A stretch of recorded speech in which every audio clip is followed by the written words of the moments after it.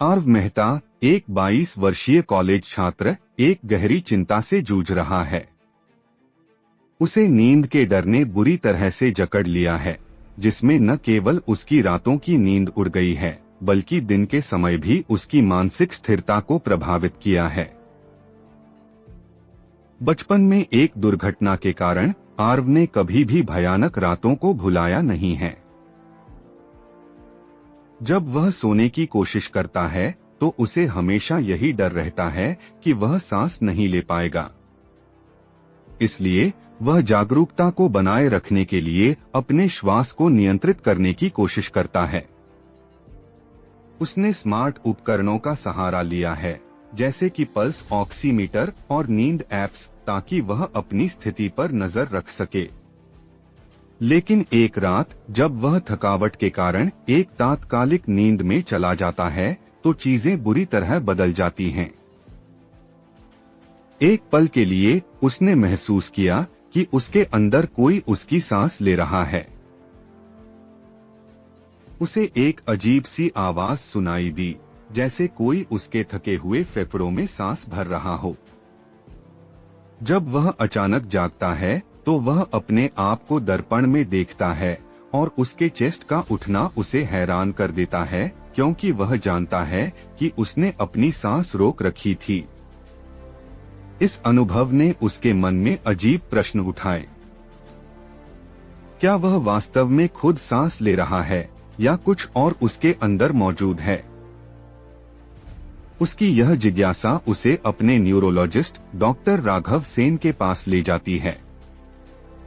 Doctor Sen एक शांत होने के बावजूद अपने भीतर छिपे डर को सहन करने की कोशिश कर रहा है।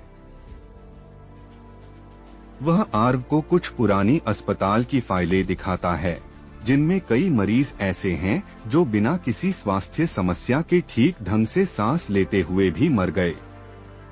आर्व की हालत को लेकर उसकी चिंता बढ़ जाती है। क्या यह सब कुछ ऐसे रहस्यमय तत्व से जुड़ा है जो मानव शरीर के अंदर छिपा हुआ है? फिर आर्व को प्राचीन विश्वासों की एक किताब मिलती है, जिसमें कहा गया है कि शरीर की सांस लेना केवल स्वचालित क्रिया नहीं है, बल्कि यह एक साझा प्रक्रिया है। उस किताब के अनुसार जब मनुष्य सोता है तो कोई अन्य अंतरिक्ष में उपस्थित जीव उसके भीतर सांस लेता है। आर्व धीरे धीरे यह महसूस करने लगता है कि वह अपनी भावनाओं और इच्छाओं को भी खो रहा है। ऐसा लगता है जैसे वह अब भूख और डर को भी महसूस नहीं कर पा रहा है। उसकी रातों की नींद एक डरावनी यात्रा बन गई है। एक रात वह एक बूढ़े व्यक्ति से मिलता है जो 27 वर्षों से जाग रहा है। वह व्यक्ति बुरी तरह से दर्द के माध्यम से जीता है, खुद को जगाए रखने के लिए उत्तेजक पदार्थों का उपयोग करता है। जब बूढ़ा व्यक्ति अपनी कहानी बताता है कि उसकी पत्नी ने एक बार सोते हुए केवल एक बार सांस ली और फिर कभी वापस नहीं आई, तो आर्व का दिल धड़कने लगता है। क्या यह सच है कि यदि वह एक बार भी अपनी सांस छोड़ देता है तो वह पूरी तरह से उस अज्ञात के पास चला जाएगा? आर्व अंततः नींद से बचने की कोशिश करता है, लेकिन उसकी थकान बढ़ती जाती है। उसकी दोस्त नैना उसे मजबूर करके सोने के लिए सेडेटिव्स देती है। इस बार पूरी एक अध्याय उसकी सांसों के अंदर से लिखा गया है।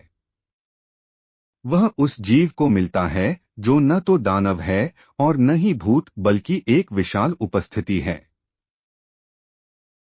यह कहता है, तुम इसे नींद कहते हो, हम इसे घर कहते हैं। आर्व को एक कठिन विकल्प का सामना करना पड़ता है।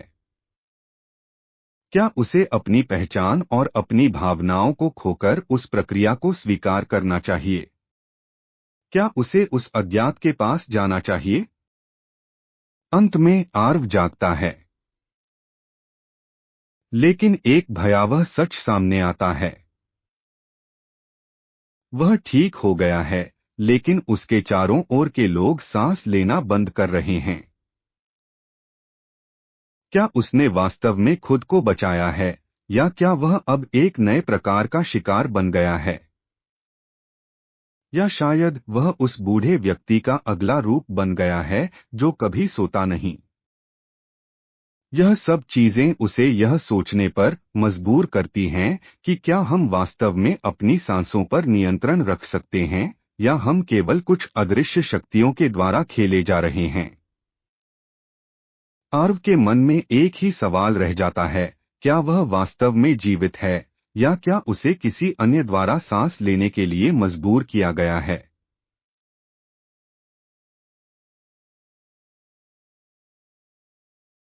हर घर में कुछ जगहें ऐसी होती हैं जहां हम बिना आपको वहां कुछ नहीं रखना चाहिए। मैंने पूछा क्यों, तो उसने जवाब नहीं दिया, बस दरवाजा बंद कर लिया। उस रात मैंने तय किया कि अगर आवाज फिर आई तो मैं देखूंगा। डर को डर से काटना पड़ता है। रात के 2:43 पर मेरी नींद खुल गई। 1 सेकंड बाद टक टक, सीढ़ियां। आवाज नीचे से आई, आज देखोगे न। मेरे रोंगटे खड़े हो गए। ये सवाल था। सीधा। मैं टॉर्च लेकर धीरे धीरे सीढ़ियों के पास गया। नीचे वो जगह और भी गहरी लग रही थी। टॉर्च की रोशनी जैसे वहां घुसने से डर रही हो। तभी मुझे वहां कुछ दिखा, एक छोटा सा कटोरा, मिट्टी का, टूटा हुआ, और उसके बगल में नाखूनों के निशान। दीवार पर। मैंने टॉर्च थोड़ा और नीचे किया, और तभी किसी ने मेरा टखना पकड़ लिया।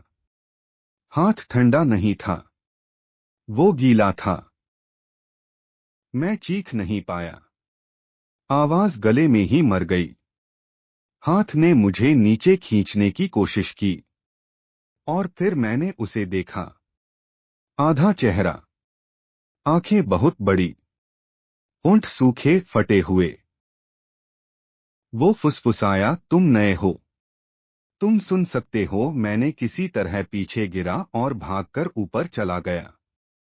दरवाजा बंद किया, कुंडी लगाई, पूरी रात जागता रहा। अगली सुबह मैंने घर छोड़ने का फैसला कर लिया।